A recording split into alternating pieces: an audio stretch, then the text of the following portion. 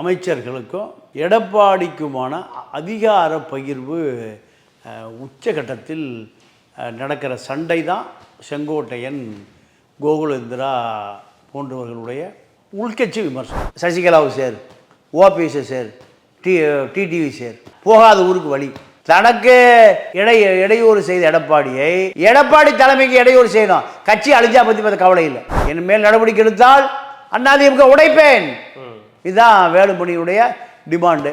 Velumani demand வைக்கிற நேரத்தில் அள்ளு சில்லுகளெல்லாம் நீங்கள் கோகுலேந்திரா, செங்கோட்டையன், நத்த விஸ்வநாதன் இவர்களும் தங்கள் பங்குக்கு தங்கள் மாவட்டத்துக்குள்ளே தயவுசெய்து நாங்கள் தான் அரசியல் பண்ணுவோம். தமிழ்வழி கல்வியை ஒழித்து, தமிழை ஒழித்து, தமிழனை ஒழித்து, 2 திராவிட இயக்கங்களும் கொள்ளையடிப்பது எப்படி? அரசியலுக்கு போனால் கொள்ளையடிச்சிடலாம். ஆண்டாண்டு காலமாக உழைச்சி கஷ்டப்பட்டு இருக்கிறவனை விட அரசியலுக்கு போனீங்கன்னா அமைச்சராக போயிட்டா, எம்எல்ஏ போயிட்டா 1000 கோடி 500 கோடி வந்துடும். இதுக்குத்தானே போட்டி. திமுக அதிமுக போட்டி.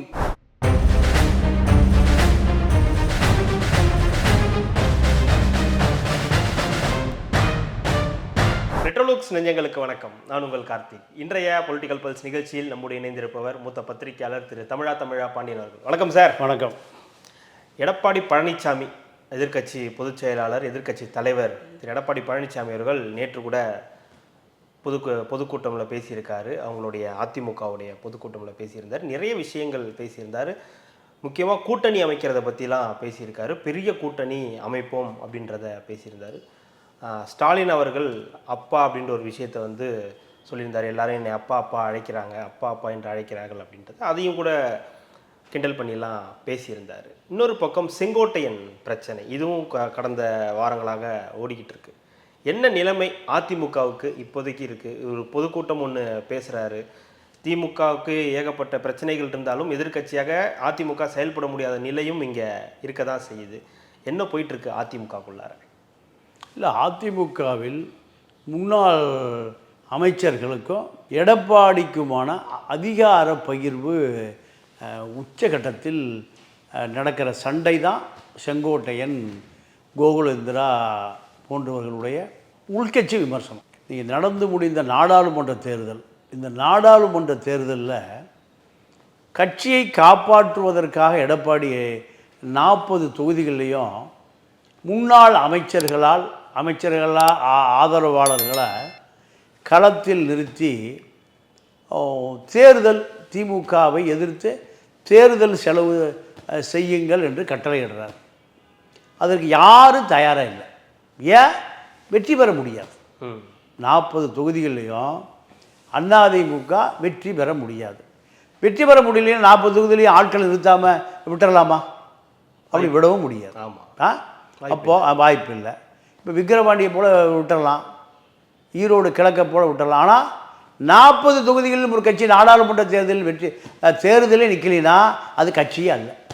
அது தொண்டர்கள்லேருந்து அது வெளியேறிய கட்சியும் அல்ல. அப்போது இந்த 40 அலிபாபாவும் 40 திருடர்களும் மாதிரி இந்த 40 தொகுதிகள்லையும் 35 முன்னாள் அமைச்சர்கள் பல 1000 கோடியோடு இருக்கான். பல 1000 கோடியோடு இருக்கான்.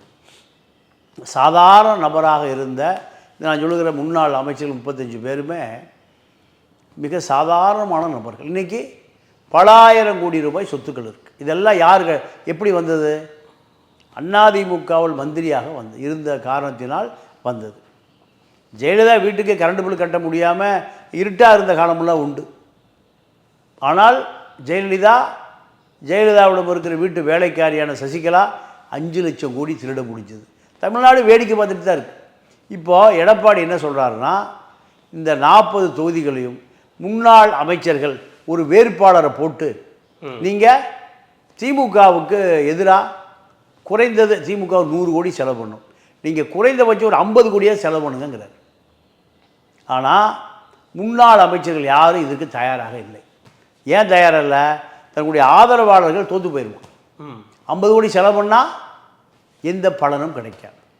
அது கட்சி நிற்கிறது, கட்சி வேலை பார்க்குது, தொண்டை வேலை பார்க்குறான். தொண்டனுக்கு பணம் கொடுத்தா எம்எல்ஏ ஆகணும், மந்திரி ஆகணும். தோற்று போகிறதுக்கு எதுக்கு வேலை செய்யணும்? அதனால் தமிழ்நாடு முழுக்க 40 தொகுதிகள்லையும் யாரும் நிற்க விரும்பவில்லை முன்னாள் அமைச்சர்கள். முன்னாள் அமைச்சர்கள் பூரா ஏதோ நேற்று கட்சிக்கு வந்தவனும் இல்லை.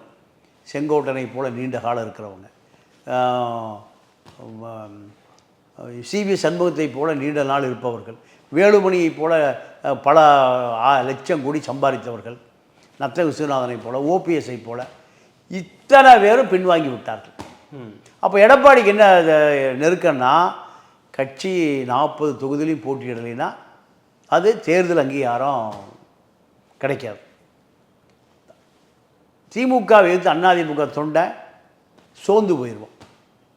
அப்போது 40 தொகுதிகளிலையும் பாண்டிச்சேரி உட்பட வேட்பாளர்களை நிறுத்தணும்னா யார் வேட்பாளர்? திமுக எதிர்த்து ஒரு 50 கோடி ரூபா செலவு பண்ணுற யார் வேட்பாளர்னு பார்த்தா, கள்ளச்சந்தை முதலாளி, கட்ட பஞ்சாயத்து முதலாளி, பில்டிங் கான்ட்ராக்டரு, மணல் திருடி விற்கிறவன், மது திருடி விற்கிறவன், இந்த மாதிரி சட்டவிரோத ஆட்கள் தான் 40 பேர் கிடைக்கிறான். 40 தொகுதிகள்லையும் சட்டவிரோத சமூக விரோத ஆட்கள் தான் அதிமுக சார்பாக களத்தில் நிற்கிறான்.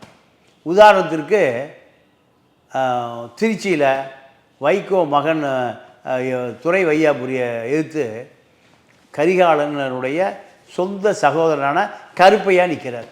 கருப்பையா யார்? மணல் கடத்தல் மாஃபியா. எந்த கட்சி வேட்பாளர்? அதிமுக வேட்பாளர். சரி, ஒன்று. ரெண்டாவது, தூத்துக்குடியை எடுத்துட்டா, தூத்துக்குடியில் புத்தூர்கட்டு, போலி புத்தூர்கட்டு, ஒரிஜினல் புத்தூர்கட்டை இப்போ மூடிட்டான். இங்கே வேலுமணி தான் தேர்தல் நிற்கிறார். யாரை எதிர்த்து? கனிமொழி எதிர்த்து. ஏன் 20-30 கோடி நாளாக செலவு பண்ண முடியுங்கிறார். அப்போ அவர் அங்கே நிற்கிறாரு. அங்கே ஒரு அதிகார மையம் உருவாகுது. எங்கே? தூத்துக்குடியில். திருச்சியில் ஒரு அதிகார மையம், புது அதிகார மையம். அவனை கட்சிக்கார போய் வேலை செய்வான்ல, அப்போ அங்கே ஒரு அதிகார மையம் உருவாகுது. சரி, ஈரோடு செங்கோட்டையன் ஆற்றல் அசோக், அவர் பழைய பிஜேபிக்காரர். அவங்க அம்மா பிஜேபி, பிஜேபியில் எம்பி எம்எல்ஏவாக இருந்து இப்போ அந்த அம்மா அதிமுகலேருந்து பிஜேபிக்கு போயிடுச்சு. சரஸ்வதின்னு பேர். அந்த அம்மா மகன் நிற்கிறாரு. அப்போது செங்கோட்டையன் ஒன்றும் பண்ணலை.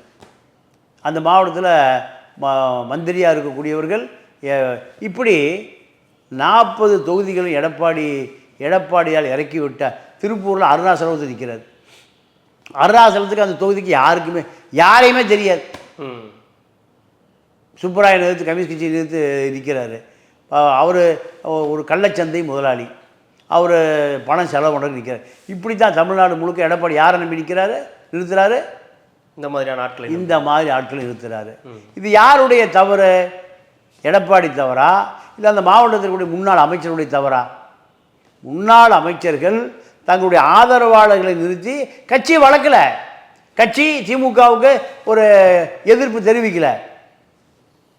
இதெல்லாம் இந்த அதிமுகவுடைய முன்னாள் அமைச்சர்கள் தங்கமணி, வேலுமணி, வீரமணி,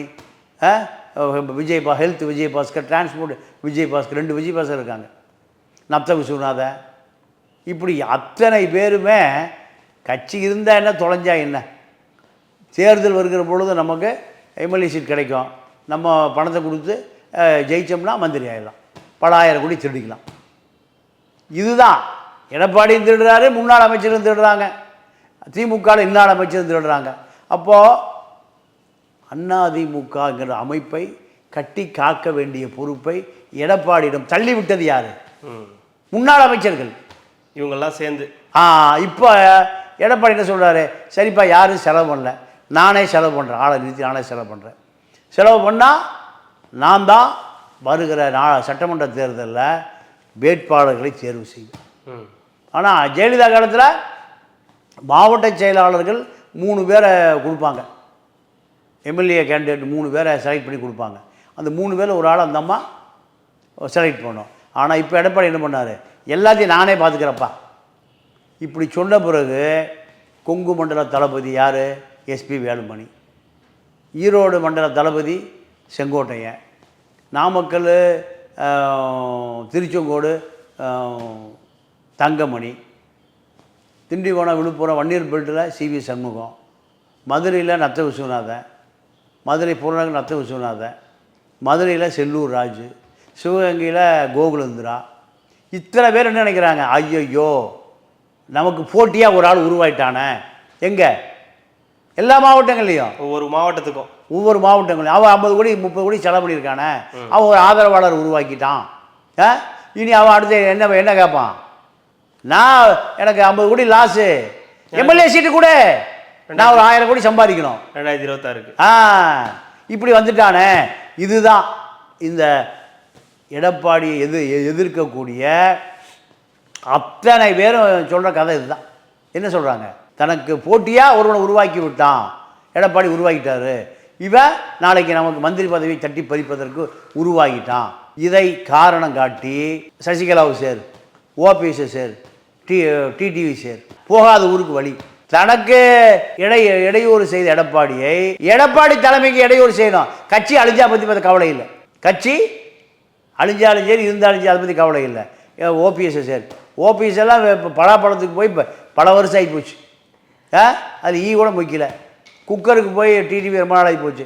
சசிகலா அதிமுக விட்டு அதிமுக தொண்டை தூக்கி எறிஞ்சு பல வருஷம் ஆகி போச்சு. இப்போ இவர்களை அதிமுக சேர்த்தா தான் அதிமுக பலம். அப்படின்னா அவங்களாம் இது பண்ணுனா கட்சி அந்த அதிமுகன்ற ஒரு கட்சி தான் அவங்களாலேயே சம்பாதிக்க முடியும், வர முடியும். நீங்கள் சொல்கிறபடி பார்த்தா யாரால? அந்த அமைச்சர்களாலலாம். அதிமுக வேண்டாம், அழிஞ்சா பரவாயில்ல அப்படின்னு நினைக்கிறாங்கன்னா, அதிமுகன்னு ஒன்று இருந்தால் தானே அவங்களால பதவியே அடைய முடியும். அவங்களால அது எடப்பாடி பார்த்துக்குவார்.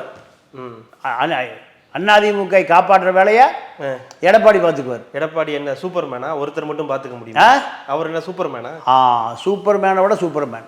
சூப்பர்மேனுக்கு சூப்பர்மேன் எப்படின்னா ரெட்டையில் இருக்கு, எல்லாத்தோட சூப்பர்மேன். என்ன போதும், ரெட்டையில் இருக்கு. ரெட்டையில் இருந்து அதிமுக ஜெயிச்சிடும். அதிமுக ஜெயிச்சிடும். ஜெயிக்கலையே நாடாளுமன்ற தேர்தல். நாடாளுமன்ற தேர்தலில் ஜெயிக்காது. நாடாளுமன்ற தேர்தல் பிஜேபிக்கு எதிரான வாக்கு வங்கி உள்ள ஒரு தேர்தல். 2026 தான். சட்டமன்ற தேர்தலில் எடப்பாடியா ஸ்டாலினா, அது அரசியல். சரி, எடப்பாடியா ஸ்டாலினா 13 கட்சி கூட்டணி 21 இருந்து 3% தான் திமுகவிடம் எடப்பாடி தோக்குறார். அப்போது 66 எம்எல்ஏ ஜெயிக்கிறாங்க. திமுக 120 எம்எல்ஏ, இன்னொரு மடங்கு ஜெயிக்கிறாங்க. இப்போ இந்த வாக்கு வங்கி என்பது திமுகவுடைய வாக்கு வங்கி முஸ்லீம், கிறித்துவ, தலித் வாக்கு வங்கி தான் 20%. 20 திமுகவுக்கு இருக்குது, 20 அதிமுகவுக்கு இருக்குது, 20 தான் தலித் கிறித்துவ வாக்கு வங்கி தான். இந்த வாக்கு வங்கி எந்த பக்கம் சாயுதோ அவர்கள் எங்கே போயிடறான், நாற்காலிக்கு போயிடறாங்க, முதலமைச்சர் நாற்காலிக்கு போயிடுறாங்க. இதை உடைத்து கொண்டு வருவது தான் இப்போ எடப்பாடியுடைய வேலை. இந்த எடப்பாடி வேலையை செய்து கொண்டு இருக்கிற பொழுது இந்த முன்னாள் அமைச்சர்கள், நீங்கள் குழந்தையே பிறக்கல எனக்கு பேர் வைக்கிற கதை, தன்னுடைய அமைச்சர் பதவி உறுதியா, தனக்கு சட்டமன்ற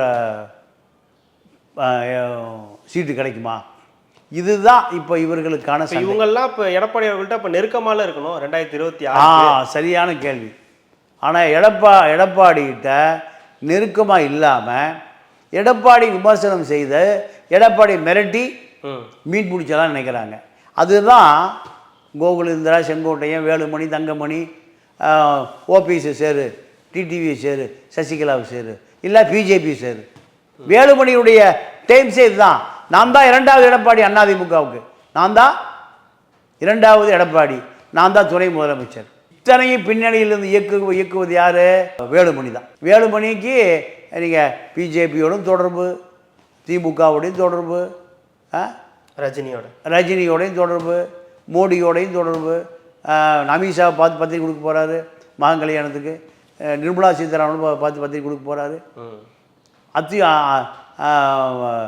அவனாசி அத்திக்கடவு திட்டத்துக்கு அவர் தான் ஃபைனான்ஸு, மாட்டு வண்டி அவர் தான், கூட்டம் அவர் தான், செலவு அவர் தான். எடப்பாடிட்ட என்னுடைய செஞ்ச பாரு, என் மேல் நடவடிக்கை எடுத்தால் அதிமுக உடைப்பேன், இதுதான் வேலுமணியுடைய டிமாண்டு.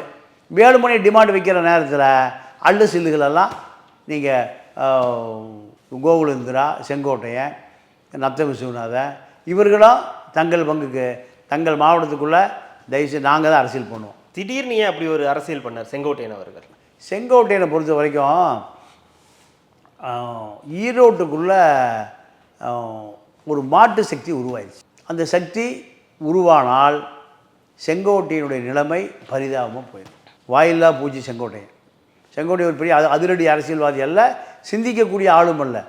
செங்கோட்டையனை தூண்டி விட்டது வேலுமணி, எஸ்பி வேலுமணி தான். எஸ்பி வேலுமணி செய்ய முடியாத வேலையை செங்கோட்டையனை வைத்து எடப்பாடிக்கு ஒரு நெருக்கடியை உண்டாக்குறார். பின்னணியில் இருப்பது யார்? வேலுமணி தான். ஏன் வேலுமணி இருக்காருன்னா, வேலுமணியை முக்கியத்துவத்தை குறைத்தால் பல செங்கோட்டையை நல்லா உருவாக்க முடியும், பல கோகுலேந்திராவை உருவாக்க முடியும், பல செல்லூர் ராஜை உருவாக்க முடியும். என்னால் எங்கேருந்து வேணால் என்னால் ஆப்ரேட் பண்ண முடியும். அப்போ இவங்களோட குரல்லாம் வந்து இப்போ ஓபிஎஸ் டிடிவி எல்லாம் சேர்க்கணும் அப்படின்றாங்க. ஓபிஎஸும் அதே மாதிரி நிபந்தனையின்றி நாங்கள் சேர்ந்துக்கிறோன்றாரு. நிபந்தனையின்றி எந்த நிபந்தனையுமே வைக்கல, நாங்கள் சேர்ந்துக்கிறோன்றாரு. ஆனால் இதுக்கு முதல்ல என்ன கேட்டார்? எனக்கு மந்திரி பதவி கண்டிப்பாக வேணும், அப்போ தான் சேர முடியும்னார். எடப்பாடி அதெல்லாம் கேரண்டியே கொடுக்க முடியாது, சீட்டே கிடையாது, கடைசி பெஞ்சில் கூட உனக்கு இடம் இல்லைன்ட்டார். யார்? எடப்பாடி தானே ஜெயிச்சிருக்காரு. ஓபிஎஸை நம்பி இப்போ பொண்டாட்டி உள்ள கூட வெளியே கட்சியில் வரலையே. ஓபிஎஸ் செல்வாக்கான ஆளாக இருந்தால் நீங்கள் தேனி பெரிய குளத்தில் அப்பா எம்எல்ஏவாக இருக்கணும், மகன் எம்பியாக இருக்கணும்ல. அப்போது ரெட்டைகளை இல்லை அப்படின்னு நிலைமை வந்த பிறகு இவர்களை சீந்தருக்கு ஆள் இல்லை. இதுதான் செங்கோட்டை நிலைமையும். ஓபிஎஸுக்கு டிடிவிக்கு சசிகலாவுக்கு என்ன நிலைமையோ அதே நிலைமை தான் கூடிய விரைவில் செங்கோட்டையனுக்கும் வேலுமணிக்கும். வேலுமணி பழையபடி உள்ளாட்சியெலாம் கிடைக்காது, 1 லட்சம் கோடி திருட முடியாது, சீட்டு கொடுப்பார், நீங்கள் தோக்கடிக்கப்படுவார். யார்? வேலுமணி. இதுதான் நடக்க போகுது. என்ன காரணம் கேட்டிங்கன்னா, எடப்பாடிக்கு மிகப்பெரிய பிஜேபி அழுத்தத்தை கொடுக்கக்கூடிய ஆள் வேலுமணி தான். அப்போ இந்த வேலுமணியை எப்படி அரசியல் காய் நகர்த்தி அவரை ஓரங்கட்டணும், இதுதான் எடப்பாடியுடைய திட்டம், இது எதிர்கால திட்டம். வேலுமணி நேரடியாக பிஜேபியினுடைய ஏஜெண்ட். பிஜேபி எல்லா வேலைகளும் அதிமுகவுக்குள்ளே வைத்து எடப்பாடிக்கு நெருக்கடி கொடுக்குவதற்காக கண்டுபிடிக்கப்பட்ட கருவி தான் எஸ்பி வேலுமணி. யாரை வைத்து அவர் அப்போ வந்து அந்த சக்திகளை எல்லாம் நகர்த்துவார் எடப்பாடி? எடப்பாடியை பொறுத்த வரைக்கும் கூட்டணி, வலுவான கூட்டணி உறுதியாச்சு தான். இல்லை, அவரு சொல்லிட்டு தான் இருக்காரு வலுவான கூட்டணி. இல்லை, நீங்கள் அது என்ன ஒரு 6-7-8 மாதம் இருக்குல்ல. ஆமாம், அந்த கூட்டணி உருவானால் இந்த சக்திகள் பூரா போய் எடப்பாடி காலில் விழுந்துருவோம். ஏன்னா இவர்களுடைய அரசியலே காலில் விழுகிற அரசியல் தான், டயரை தொட்டு கும்பிடுற அரசியல் தான். ஜெயலலிதா ஹெலிகாப்டரில் போனால் ஹெலிகாப்டர் கும்பிடுற அரசியல் தான் இவங்க அரசியல். இவர்களுக்கு சுயமரியாதையோ இல்லை முதுகெலும்போ இல்லாத அரசியல் தான் அதிமுக திமுக 2 பேருக்குமே. இதில் என்ன கோபம் செங்கோட்டையனுக்கு? விசுவாசமாக இருப்பது ஒன்று தான் தகுதி. திமுகவில் இன்பநிதிக்கு விசுவாசமாக இருக்கணும், அதிமுகவில் எடப்பாடிக்கு விசுவாசமாக இருக்கணும். இதுதான் அரசியல். உதயநிதியா இன்பநிதி? இன்பநிதி. உதயநிதி தாண்டி இப்போ இன்பநிதி. அவர் எல்லா இடத்துக்கும் வர்றாரு ஃபங்க்ஷனுக்கு. அவருக்கு மந்திரி கதை திறந்து விடுறாரு, எல்லா பேண்ட்டு தொடச்சி விடுறாரு, மூர்த்தி ஜட்டி மாட்டி விடுறாரு. இதெல்லாமே வந்து பல ஆயிரம் கோடி திருட முடியும், வேறு எந்த தகுதியும் இல்லை. அதிமுக திமுக அரசியலை ஓட்டுக்கு பணம் கொடுத்து ஜெயிக்கணும், ஜெயிச்சா பல ஆயிரம் கோடி திருடணும். இதை தாண்டி வேறு என்ன அரசியல் இருக்குது? உழைக்கிற மக்கள், அருந்ததிய மக்கள், ஏறக்குறைய அருந்ததிய மக்களுக்கும் தலித் பறையர் மக்களுக்கும் 8 லட்சம் ஏக்கர் பஞ்சம நிலமாக வெள்ளைக்காரன் பரிதாபப்பட்டு கொடுக்குறான். அது மீட்டு எடுத்துட்டிங்களா? 75 வருஷமாக நீங்கள் ஆட்சியில் இருக்கீங்க காங்கிரஸ்காரனுக்கு பின்னாடி. 8 லட்சம் ஏக்கர் பஞ்சமி நிலம்னு நிலமில்லான்னு கொடுக்க சொல்லி ஆங்கிலேயம் கொடுக்குறான். 1875 900, அது ஒரு 75 வருஷம் சுதந்திரத்துக்கு முன்பு. சுதந்திரம் அடைந்தவரை 75 வருஷம் ஆச்சு. இந்த திராவிட இயக்கம் மீட்டு கொடுத்துட்டிங்களா? நிலமில்லாத தலித் பறையர்களுக்கும் அருந்ததி மக்களுக்கு மீட்டு கொடுத்துட்டிங்களா? அது பூரா ஆதிக்க சக்தியை பிடிச்சி வச்சுருக்கான். பண்ணையார்களை ஒழிக்கணும்னு வந்த திமுக அதிமுக இவர்களே நவீன பண்ணையாராக மாறிட்டான். ஒரு தலித்து போய் ரோடு கான்ட்ராக்ட் எடுக்க முடியுமா? ஒரு அருந்ததியர் போய் ஹைவேஸ் கான்ட்ராக்ட் எடுக்க முடியுமா? அப்போது யார் எடுக்கிறா? மேட்டுக்குடி தான் எடுக்கிறான். திரௌபதி கோயிலுக்கு போக முடியல, வேங்கை வயலும் போக, எல்லாம் யார்? திமுக அதிமுக கூட மேட்டுக்குடி மேல் சாதி தான். இவ்வளோ சொல்கிறீங்க, ஆனால் கிரிக்கெட் விளையாண்டுட்டு இருக்காங்களே திமுக தலைவரோட பிறந்தநாள் வருது. எல்லாருமே வந்து கிரிக்கெட் விளையாண்டு அன்பில் மகேஷாக இருக்கட்டும், மேயர் பிரியாவாக இருக்கட்டும், எல்லாரும் கிரிக்கெட் விளையாண்டு சந்தோஷமாக தானே இருக்காங்க. இல்லை, அவங்க சந்தோஷமாக இல்லைன்னு நான் சொல்லலையே. சந்தோஷமாக இருக்க வேண்டியவர்கள் உழைக்க இருக்காங்கன்னா அப்போ பிரச்சனை இல்லைன்னு தானே அர்த்தம். இல்லைன்னா போய் கிரிக்கெட் விளையாட முடியுமாங்க? இல்லை இல்லை இல்லை, அதாவது மக்களை பொறுத்த வரைக்கும் அவன் ரொம்ப சோகமாக இருக்கான், அவனுக்கு அறிவும் இல்லை, அரசியலும் இல்லை, அதனால இவர்கள் சந்தோஷமாக இருக்கிறார். சந்தோஷமா இல்லைன்னா எப்படி சார் அப்பான்னு கூப்பிடுவாங்க? முதலமைச்சர் எப்படி அப்பான்னு கூப்பிடுவாங்க, மாமான்னு கூப்பிடுவாங்க, தாத்தான்னு கூப்பிடுவாங்க, எல்லாம் கூப்பிடுவாங்க. ஆனால் அடித்தட்டு மக்களுக்கான அரசியலை போகாமல் இவர்கள் பார்த்து கொள்ளுகிறார்கள். அடித்தட்டு மக்களை 1000 ரூபாய்க்கு கியூ நிற்கிறான், 300 ரூபாய்க்கு கோஷம் போடுறான். நான் கண்ணால் பார்த்தேன் ஈரோடு கிழக்கில். பிபி அக்ரஹாரம் முஸ்லீம் மக்கள் 300 ரூபாய்க்கு ஆட்டு மந்தைகளை போல் ஓட்டு போடுறான்.